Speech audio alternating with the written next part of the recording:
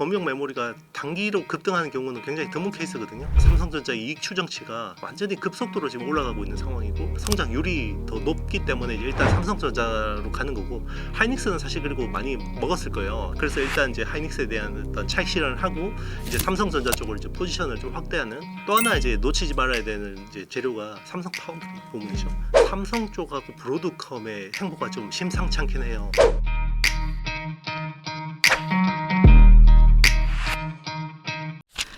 앞서도 이제 구글이 엔비디아를 위협한다는 이야기 조금 살짝 나눠봤었는데, 우리 기업들한테는 엔비디아 독점이 깨지고 뭐 구글까지 고객사가 늘어나는 셈이잖아요. 삼성이나 SK 하이닉스에게 호재일까요, 악재일까요? 당연히 좀 호재로 봐야 되는 거겠죠. 네, 뭐 이거는 이제 잘하느냐가 중요하죠. 사실 기회가 왔을 때 기회를 잡는 건 되게 중요한 건데, 사실 그 AI 구미 경쟁을 한다 그러면 칩셋, 그러니까 GPU 업체들끼리, 그러니까 AI 가속기 업체들끼리 싸운다 그러면 거기서 경쟁이 치열해질수록 메모리는 수혜를 보는 포지션입니다. 이게 마치 전쟁을 하는데 우리가 군수 물자를 파는 거하고 비슷한 거라고 보셔야 되거든요. 그리고 이제 AI 모델 자체가 점점 더 이제 메모리를 많이 쓰는 쪽으로 계속해서 발전하고 있어요. 그러니까 이게 또 뭐 핵심 알고리즘이 바뀐다 그러면 또 달라질 수 있는데, 생성형 AI가 나오고 나서부터 계속 고질적인 문제가 할루시네이션이라는 문제잖아요. 계속 얘가 답변을 굉장히 잘하는데 한 번씩 거짓말을 한단 말이에요. 저도 한 번씩 이제 AI한테 뒤통수 맞아서 망신을 당한 경우가 왕왕 있는데, 네, 이거 이제 그 거의 안 그런데 한두 번씩 딱 뒤통수를 때린단 말이에요. 이게 사실 굉장히 치명적인 약점인데, 지금은 할루시네이션을 잡기 위해서 어떤 식으로 하냐면 RAG라고 하는 이제 솔루션들 많이 쓰고 있는데, 계속해서 그 답변을 뽑아내면서 검색을 해요. 갖다 놓고. 그러면 이제 데이터를 밴드위스를 많이 갖다 놔야 되잖아요. 데이터도 그 메모리도 많이 갖다 놔야 되고. 만약 계속해서 이런 쪽으로 기술이 간다 그러면 메모리 수요는 제가 보기에는 적어도 1년, 2년까지는 뭐 이렇게 수요가 뭐 완전히 피크아웃할 가능성은 낮다 보고 있습니다. 아까 AI 네트워크 쪽을 좀 눈여겨보고 계시다고 했는데, 그럼 그 중에서 좀 수혜를 입을 국내 기업은 어디로 보고 계실까요? 일단 많이 오르긴 했는데요. 사실 이수페타시스가 제일 대박이었죠. 왜냐하면 그 서버에 들어가는 이제 메인 보드가 MLB라고 해서 고다층 기판이 필요한데, 거기에 이제 시그널도 많아지고 그리고 열도 많이 나고 하면 그게 더 점점 더 고도화되고 소재에 대한 세트도 받게 되잖아요. 그런 쪽에서 이제 ASP와 Q가 같이 늘어나는 수혜를 봤다라고 봐야 되고, 그게 이제 AI 혁명 시작되고 나서부터는 이 유스페타시스는 계속해서 수혜를 봤다라고 봐야 되고요. 최근에 이제 그게 AI 네트워크 수요가 더 늘어나면서 더 좋아졌다고 봐야 돼요. 그러니까 실제로 만약에 칩이 10배가 늘어난다. 기존에 10만 장 쓰던 거를 만약에 100만 장으로 쓴다 그러면 네트워크 수요는 50배가 늘어나요. 그러니까 연결이 더 많아지기 때문에 뭐 뉴런하고 시냅스 반응이라고 생각하시면 되죠. 그러니까 이제 그만큼 수요가 늘어나기 때문에 기판이 더 좋아지고요. 그리고 이제 그 동안에는 이수페타시스 같은 AI 서버 쪽에 있는 애들만 수혜를 봤는데, 자, 이런 쪽이 점점 더 고도화되다 보니까 기존의 이제 반도체 서브스트레이트들도 고도화가 돼야 되는 거예요. 그래서 그런 쪽에서 뭐 국내 심텍이라든지 TLB라든지 대덕전자, 뭐 그리고 삼성전기 이런 회사들도 이제 수혜를 보게 되는 포지션으로 온 거죠.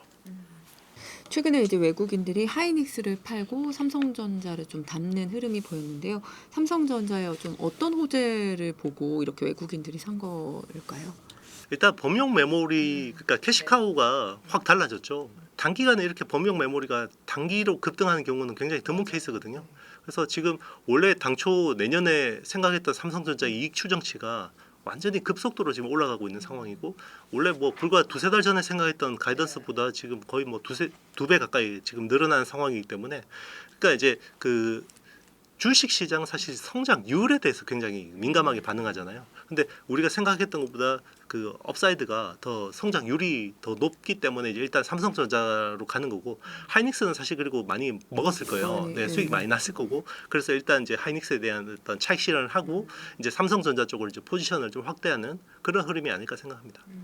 그럼 삼성전자의 이제 뭐 숙제라면 그중 하나가 HBM이잖아요. 이제 내년 HBM4 전쟁을 하이닉스랑 이제 좀 본격적으로 하게 될 것 같은데, 하이닉스의 독주를 조금 흔들 만큼 지금 어쨌든 지금 독주하고 있으니까 그만큼 기술력이 많이 지금 올라왔다고 보실까요? 네, 이제 삼성전자의 주가는 이제 그 EPS에 대한 부분들은 최근에 충분히 많이 프라이싱이 됐다고 봐야 되고 이제는 결국 PER이거든요. 이제 기대감인데 그 기대감 중에 하나가 사실 중요한 재료가 HBM4거든요. 그런데 이제 그동안 HBM3 대비해서 HBM4가 많이 나아진 것은 분명한 것 같습니다. 그래서 HBM4에 대한 기대감이 저는 점점 더 반영될 거라고 보고 있고 또 하나 이제 놓치지 말아야 되는 이제 재료가 삼성 파운드리 부분이죠. 네. 그래서 올 6월에 테슬라 AI6 칩 수주 이후로 굉장히 많이 이제 어떤 관심을 받았고 이제 이런 정도의 대규모 프로젝트를 하나 더 받는다 그러면 미국 빅테크로부터 하나 더 받는다 그러면 삼성전자에 대한 PR이 지금처럼 저평가돼야 되는 이유는 없어지겠죠. 파운드리 얘기를 좀 해주셔서 그동안 사실 낮은 수율 뭐 계속 적자를 기록하면서 아픈 손가락으로 좀 꼽혔는데 이번엔 좀 많이 달라졌다. 말씀하신 대로 좀 빅테크 기업들도 수주를 했고요. 어떤 부분에서 좀 기술 변화가 확실하게 좀 보였는지가 궁금하고 내년에 좀 흑자 전환이 가능할 것으로 보시는지도 궁금합니다. 일단 올 1분기 파운드리 사업부에서 적자가 2조 5천억이었어요. 그러면 이대로 가면 연간 10조 원이 적자가 나잖아요. 그래서 접어야 된다. 저거 막 이런 이야기까지 나왔었거든요. 그런데 이제 뭔가 반전을 만들어냈죠. 네, 테슬라 26조 원 규모의 이제 큰 빅딜을 또 확보했기 때문에 쇄신이 됐다라고 봐야 되고 그러면 일단 영업 마케팅은 성공했는데 그럼 기술이 문제잖아요. 특히나 이제 작년 같은 경우는 3나노 게이트 올 어라운드라는 하는 이제 새로운 신공정을 도입했는데 이게 성능도 떨어지고 수율도 낮으니까 저걸 못 쓰는 공정이다라고 했었는데 올해 완전히 절치부심해서 2나노는 또 성공시킨 거죠. 그러니까 3나노는 안 되는데 2나노가 되는 경우도 굉장히 특이한 거긴 한데 일단 2나노는 잘 되는 것 같아요. 왜 그러냐면 일단 엑시노스 2600이라고 하는 칩이 내년에 갤럭시 S26에 적용이 되는 거거든요. 참고로 올해 갤럭시 S25에는 엑시노스 2500이 못 들어갔죠. 네, 그래서 G 플립 같은 굉장히 좀 마이너한 상대적으로 S 시리즈에 비해서 마이너한 모델에만 들어갔기 때문에 삼성전자 그러니까 특히 무선 사업부에서도 만약에 엑시노스에 대해서 뭔가 불안하다 그러면 그렇게 이제 전격적으로 채택을 못했겠죠. 그래서 일단은 나오는 이야기가 뭐 수율이나 성능 면에서는 사실 많이 올라왔다. 물론 TSMC의 동급 공정에 비해서는 사실 아직까지 떨어져요. 그럼에도 불구하고 TSMC의 팹이 여전히 만석이잖아요. 그렇기 때문에 일단 낙수 효과로 삼성전자 쪽으로 오고 있고 최근에 보면 뭐 이제 여러 팹리스 업체들이 좀 그래도 나름 규모 있는 물량들이 삼성 파운드리 쪽으로 좀 오고 있습니다. 이제 여기서 이제 중요한 거는 결국 테슬라 정도의 딜을 또 가져와야 돼요. 네. TSMC가 어쨌든 물량이 너무 몰려 있는 상황이니까 낙수 효과로 추가 물량이 난다면 가능성 큰 기업은 뭐 또 어디가 있을까요? 퀄컴? 네, 뭐 퀄컴도 좋죠. 근데 퀄컴은 사실 그 서버용 칩보다는 엣지 AI 쪽이기 때문에 지금 우리가 기대하는 건 결국 그 AI 인프라 쪽의 칩이거든요. 그래서 뭐 마이크로소프트의 마이아 시리즈라든지 아니면 뭐 메타의 아르테미스라든지 오픈 AI 자체 설계 칩이라든지 이런 쪽을 좀 기대를 하고 있는데 최근에 보면 삼성 쪽하고 브로드컴의 행보가 좀 심상치 않긴 해요. 최근에 이제 그 혹탄 회장이 실제로 와서 전영현 부회장을 만나고 갔고 물론 이제 거기서는 메모리 협상이 이제 일단 주된 이슈긴 했지만 삼성 입장에서는 이제 메모리를 지렛대로 파운드리 영업을 할 수 있잖아요. 그리고 이제 우리가 그 파운드리 사업부장이 지금 영업통이에요. 한진만 사장이 원래 미주 영업 그 총괄하시던 분이기 때문에 사실 테슬라 그 AI6 가져오는데도 굉장히 중요한 영업 역할을 했고 그런 것들이 지금 계속해서 태핑하고 있다라는 이야기는 나오고 있는데 아직까지 뭐 이렇게 본격적으로 터진 건 없는데 브로드컴을 매개로 좀 이제 빅테크들의 어떤 자체 설계침을 충분히 가져올 수 있지 않을까 생각합니다. 사실 올해는 삼성전자가 HBM 때문에 하이닉스에 많이 밀리는 모습을 좀 보여줬는데 뭐 내년에 D램이 계속 좀 범용 D램이 좀 부족할 것 같고 HBM, 뭐 파운드리 말씀하신 것까지 모두 고려를 했을 때 내년 뭐 삼성과 SK 하이닉스 기업 전망 좀 어디에 좀 무게축을 두고 계실까요?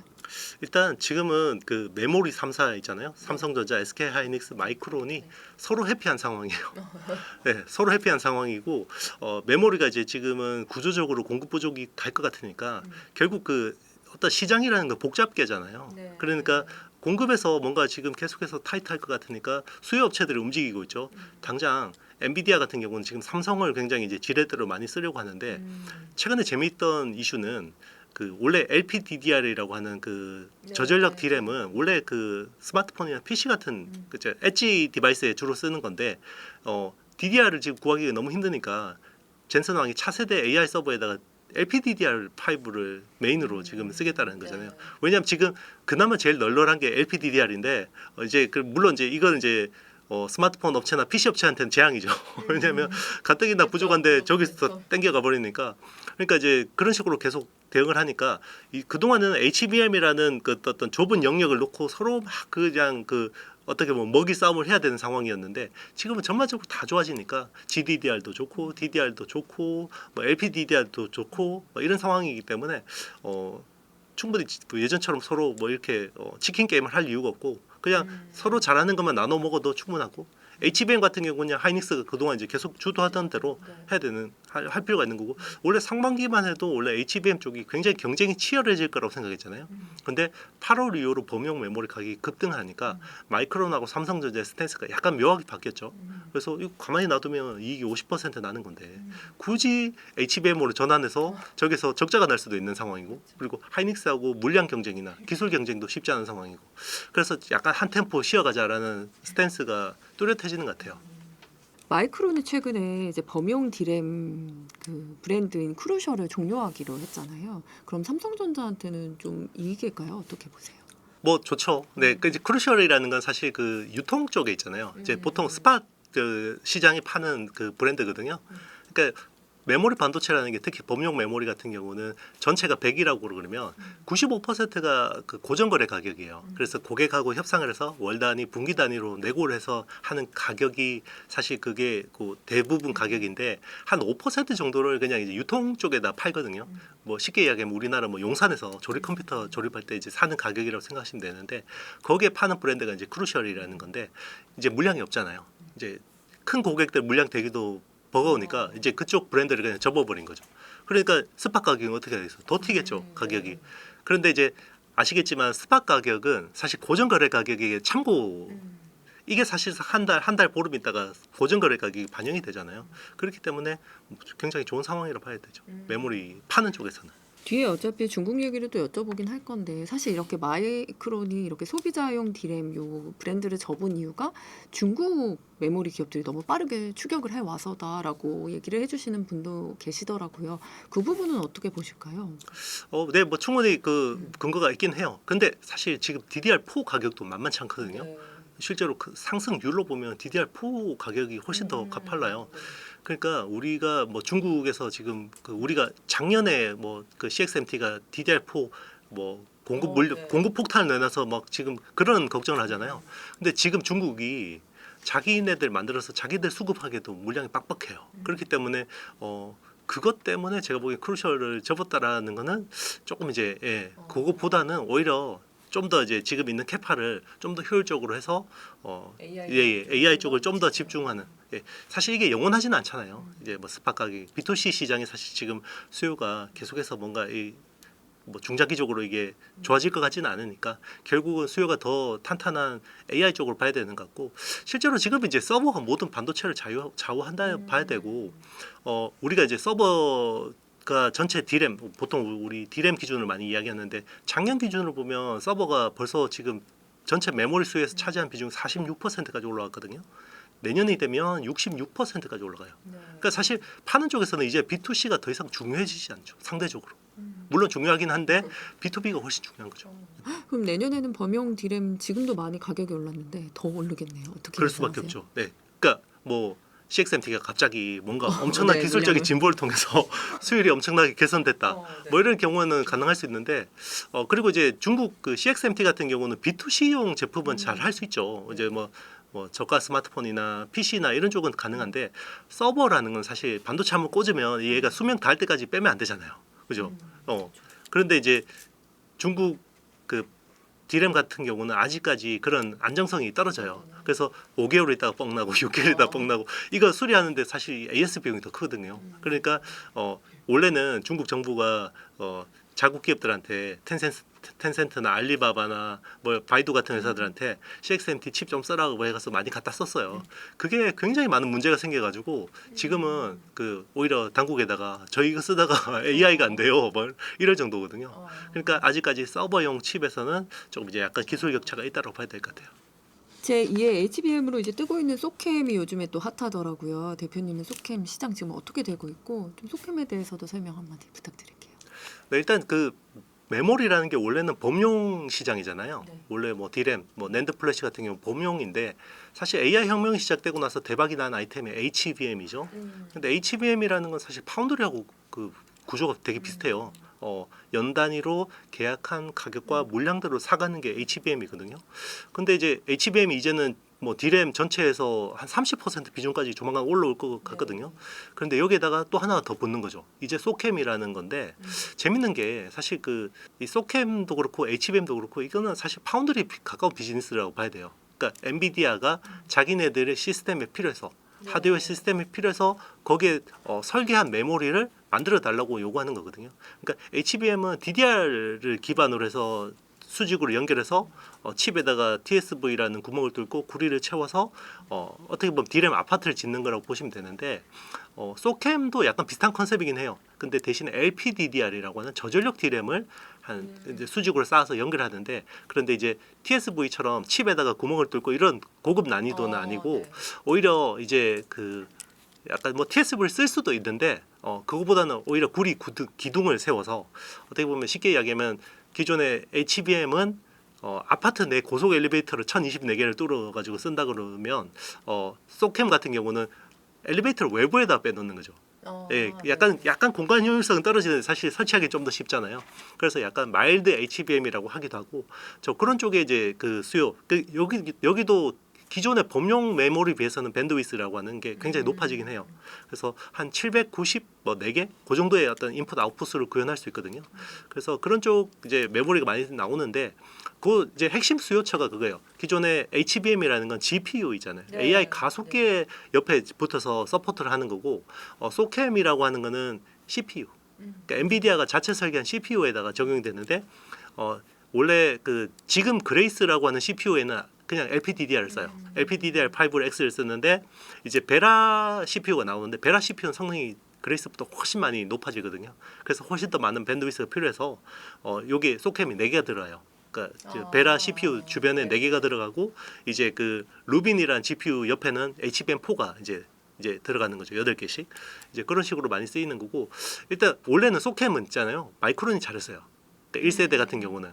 그래서 마이크론이 원래 처음에 그 진입했기 때문에 마이크론이 주도하는 시장이구나라고 했는데 어떻게 보면 이게 다행스러운 게 그 블랙웰에서 굉장히 많은 노이즈들이 있었잖아요. 성능에서 막 여러 가지 문제들이 있어서 다운그레이드를 했어요. 원래 당초 그 블랙웰이 특히나 블랙웰 울트라 같은 경우는 당초 스펙보다 다운그레이드 하는 바람에 소캠 1이 그냥 망해버린 거예요. 소캠 1이 망해버리고 소캠 2로 이제 넘어가는데 이제 그러면 소캠 1하고 2는 또 이제 완전히 프로토콜이 다르다 보니까 서로 이제 그 어떻게 보면 동일선상에 서게 된 거죠. 그래서 여기를 치고 나간 게 삼성전자입니다. 그래서 지금 소캠 2 같은 경우는 물량의 절반을 삼성전자가 받았고요. 그리고 여기서 한 30에서 40%는 하이닉스가 받았어요. 지금 마이크론이 원래는 소캠 1에서는 제일 치고 나가던 회사였는데 소캠 2 와서는 오히려 이제 한국 기업들한테 완전 밀리는 상황이죠. 네.